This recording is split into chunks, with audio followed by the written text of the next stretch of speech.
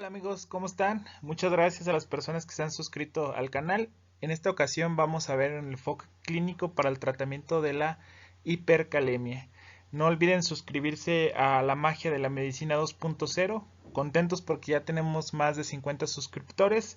Les mando un fuerte abrazo, muchas gracias. En esta ocasión vamos a ver el caso clínico de un paciente masculino de 54 años que es portador de diabetes e hipertensión de 32 años de diagnóstico, siempre fuera de objetivos de control tanto glicémico como tensional. Tiene una historia de 2 meses de disnea de esfuerzo, inversión del ciclo sueño-vigilia, fatiga, parestesias, adormecimiento en miembros inferiores, prurito, calambres, anorexia, náuseas y vómito, así como síndrome de piernas inquietas. Acude a hospitalización por empeoramiento de la debilidad, náuseas y disnea. 3 días previos a su ingreso estuvo tomando ibuprofeno por un cuadro de dolor torácico. A la exploración física destaca está hipertenso con una TA de 156/88, frecuencia respiratoria de 22, frecuencia cardíaca de 70, la saturación de oxígeno es del 90%, con puntos nasales a 3 litros por minuto. Se encuentra somnoliento pero está orientado. Presenta hedor urémico, palidez generalizada de piel y tegumentos, ingurgitación yugular grado 2, y estertores infraescapulares bilaterales, edema de miembros inferiores 2 cruces, y informa que en 24 horas ha tenido en promedio una uresis de 500 mililitros por día. Lo revisamos, presenta la palidez que habíamos mencionado y presenta escarcha urémica tal como lo vemos en la imagen inferior izquierda. Las uñas tienen el signo de Lindsay, que son el blanqueamiento proximal de los lechos unguiales. Hasta aquí tenemos un paciente que probablemente tenga enfermedad renal crónica y que ingresa por datos de síndrome urémico, actualmente conocido como síndrome residual. Tiene datos de congestión pulmonar. Esto hay que tenerlo bien claro porque nos va a permitir la evaluación en el resto de la evaluación del paciente. Tiene en su sistema un ultrasonido que presenta datos de nefropatía crónica con hipotrófico, disminuido de volumen en todas sus dimensiones, tal y como lo observamos aquí en la imagen. Disminución de la corteza, ecogénico. Vean cómo usualmente los riñones son hipoecogénicos con respecto al hígado, en este caso están hiperecogénicos, lo que sugiere que hay datos por imagen de nefropatía crónica. Este ultrasonido se tomó hace 2 meses y medio. En el precordio auscultamos un frote pericárdico y le tomamos este electrocardiograma que tiene aplanamiento de las ondas P, ensanchamiento del complejo QRS y ondas T acuminadas con base estrecha, que son datos sugestivos de calocitosis. Los laboratorios corroboramos que tiene hipercalemia severa, como lo veremos más adelante, 7.9. Tiene una creatinina de 11 que nos da para una tasa de filtrado glomerular de 5 por seca de pi. Tiene ligero descontrol glicémico y una anemia con un patrón microcítico un patrón normo-normo. Le tomamos una gasometría con acidosis metabólica con compensación respiratoria adecuada y tiene hipoxemia relativa por un PAFIO 2 de 190.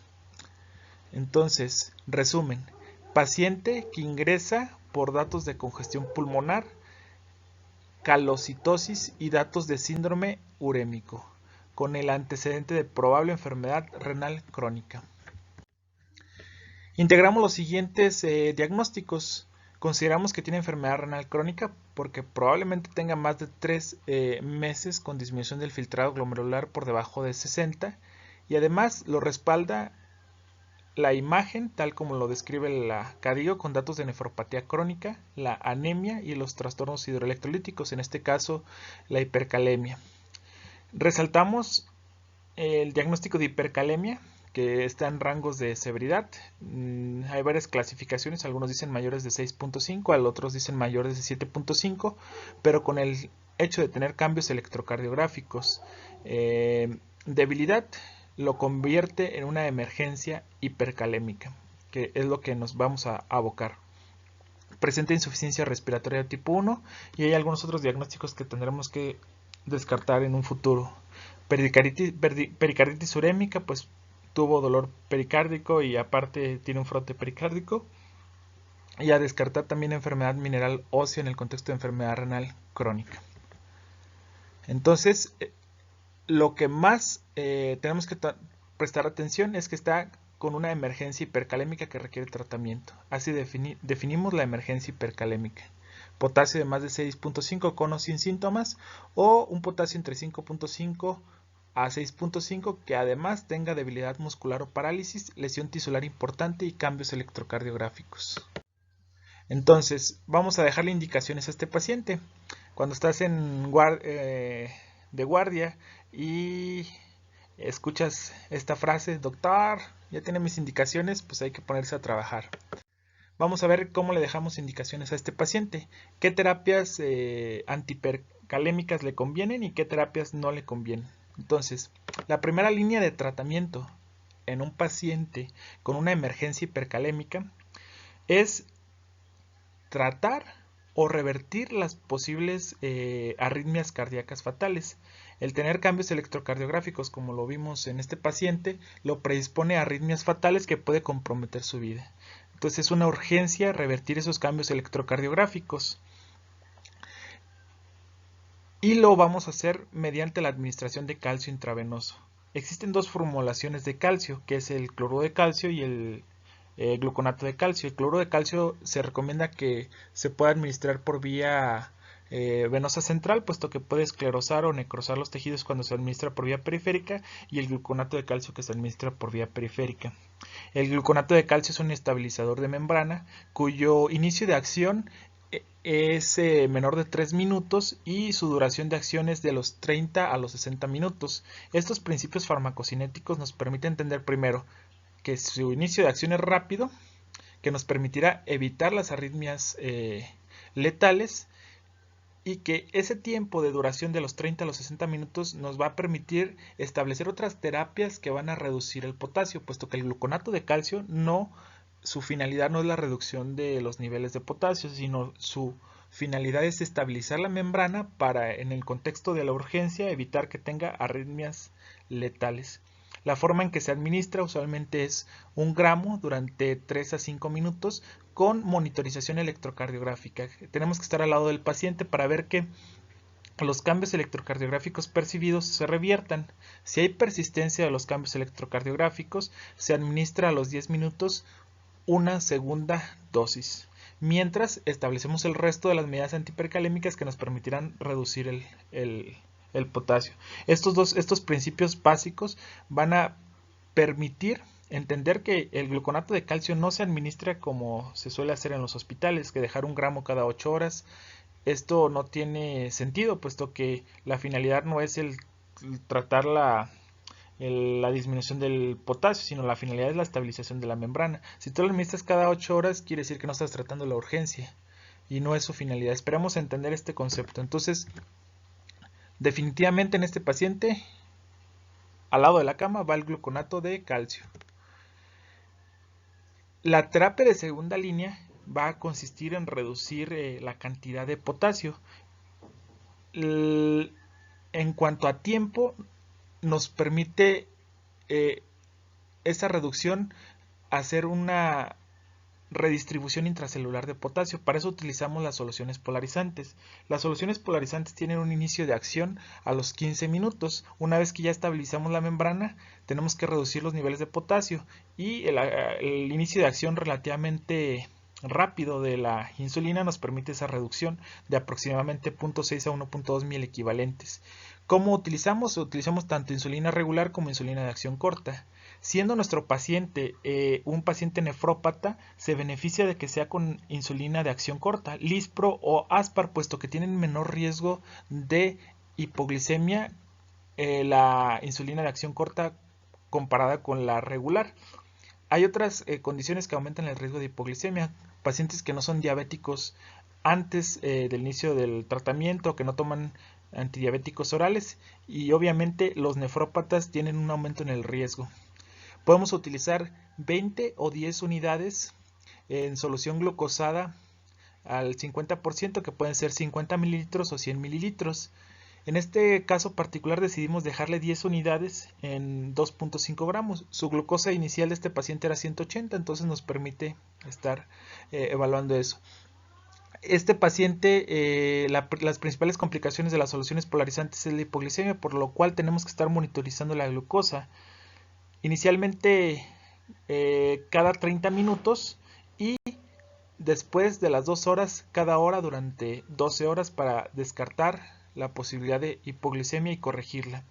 La duración de acción de las soluciones polarizantes es de 4 a 6 horas, por lo cual es el intervalo de administración. Entonces, indudablemente, sí le tenemos que iniciar soluciones polarizantes a este paciente. El bicarbonato como medida antihipercalémica se ha asociado a un beneficio en pacientes 1, que coincida la presencia de acidosis y hipercalemia, y 2, que tengan aparte depleción de volumen. Este paciente estaba acidótico, mas sin embargo estaba sobrecargado porque tenía congestión pulmonar por los estertores bilaterales y la dependencia de oxígeno. Creemos que no es una terapia adecuada, puesto que para administrar bicarbonato y evitar las complicaciones como la hipernatremia se debe diluir. La forma de administrarlo son de 50 a 100 miel equivalentes en un litro de solución glucosada al 5% y se pasa para 6 horas. En este contexto creemos que no es una medida eficaz, puesto que está congestivo, se beneficiaría en el contexto de que está acidótico. Creemos que no, entonces bye. Salbutamol. Los beta agonistas reducen el potasio en 0.5 a 1 mil equivalente. La dosis va de 10 a 20 miligramos. Se ha asociado que no hay diferencias entre que sea intravenoso e inhalado.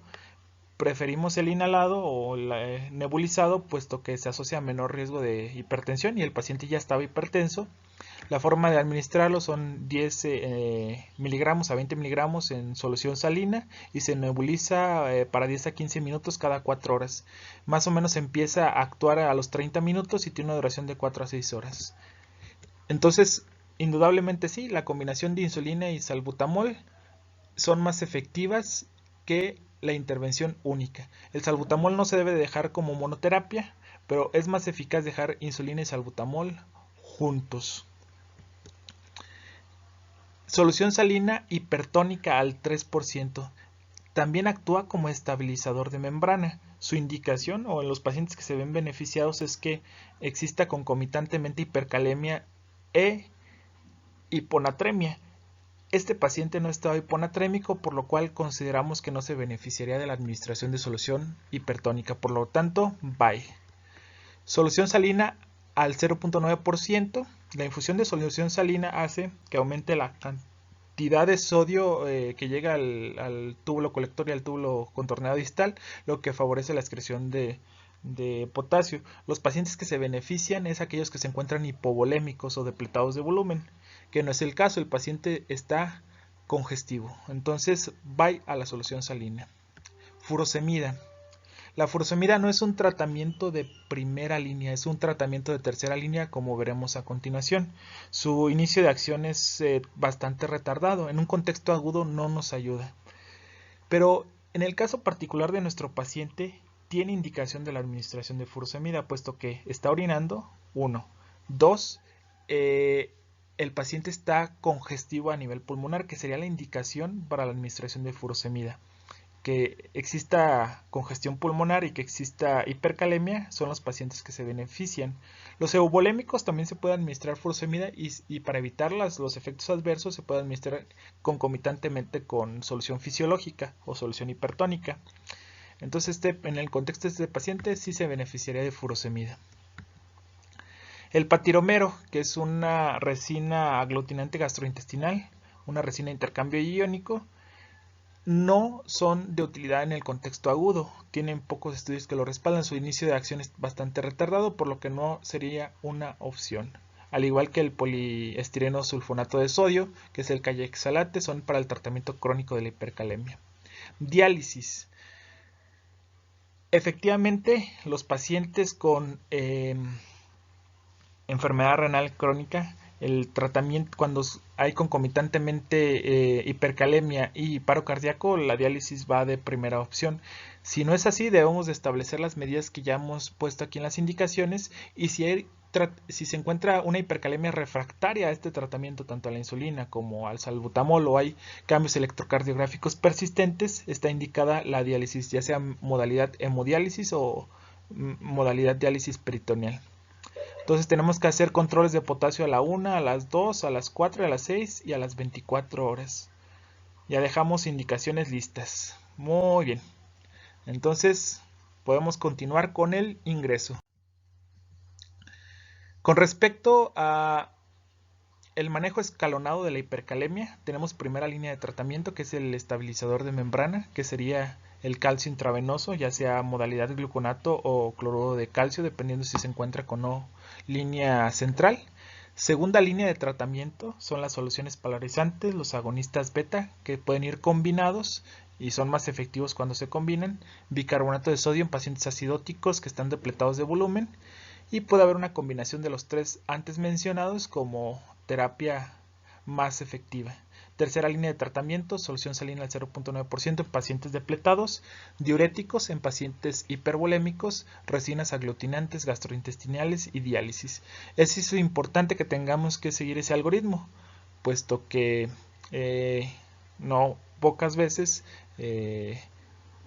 no indicamos el calcio como debe de ser o indicamos los diuréticos como no debe de ser. Vamos a ver la fisiopatología, o más bien la fisiología que está detrás de nuestras intervenciones terapéuticas. Normalmente existen 3.500 milequivalentes de potasio en el cuerpo. Son cerca de 50 milequivalentes por kilo, aquí como lo señalamos.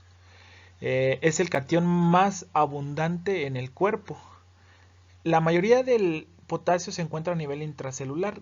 Depende de la literatura, pero se dice que el 95 al 98% del potasio se encuentra a nivel intracelular, de los 3.500, 3.325 mil equivalentes. Y solo una pequeña porción se encuentra en el líquido extracelular, repartido tanto en el líquido intersticial como en el plasma. Usualmente son 4 mil equivalentes, que va desde 3.5 a 5.5 en el líquido extracelular. Si lo multiplicamos por la cantidad de líquido extracelular, más o menos 60 mil equivalentes se encuentra en el líquido extracelular. Este gradiente de concentración, esta diferencia de concentración, es gracias a la bomba sodio-potasio ATPasa, que introduce el sodio y saca el potasio. Gracias a eso se mantiene el gradiente electroquímico. Algo muy interesante, una dieta normal contiene más o menos una carga de 33 mil equivalentes. Si dividimos los 33 mil equivalentes por los 14 litros del líquido extracelular, tendremos que podría aumentar en una carga de alimento 2.4 mil equivalentes en agudo, lo suficiente para alterar los tejidos de conducción del cuerpo, el tejido cardíaco o todos aquellos que son excitables. Podríamos tener una arritmia fatal si no tuviéramos mecanismos compensadores. Esos mecanismos compensadores son la insulina, la adrenalina y en menor grado la aldosterona. Uno de los estímulos para la liberación de insulina, uno es el aumento de la glucosa y el otro es el aumento del potasio. La insulina permite que en las cargas nutricionales de potasio produzca redistribución intracelular de potasio, que se conoce como control interno del potasio. Sin esta acción de la insulina no tendríamos una redistribución intracelular. Y al no haber, podríamos tener una arritmia fatal. Entonces la insulina, una vez después de la carga nutricional, favorece la entrada de potasio hacia el interior, disminuyendo ese riesgo. El total de los 100 mil equivalentes que consumimos de potasio, 10 mil equivalentes se excretan por las heces, la cual la regulación no es tan clara. El principal regulador es el riñón, el cual excreta entre 90 y 95. Entonces, de los 100 mil equivalentes que entran, los 100 se excretan, ya sea 10% por las heces, 90% por la orina. Esto hace que exista siempre un balance neutro. En pacientes que están hipocalémicos, la reabsorción de potasio puede disminuirse hasta el grado de excretarse solo el 1%. En pacientes que están hipercalémicos puede aumentarse la excreción de potasio. Entonces el principal regulador del potasio es el riñón. Pero para poder excretar la total de carga de los 100 mil equivalentes de ingeridos, el riñón tarda 6 horas. En ese transcurso, pues el control interno del potasio con la insulina, la adrenalina y la aldosterona permiten que exista niveles estrictos dentro de rangos muy estrechos de potasio en el líquido extracelular.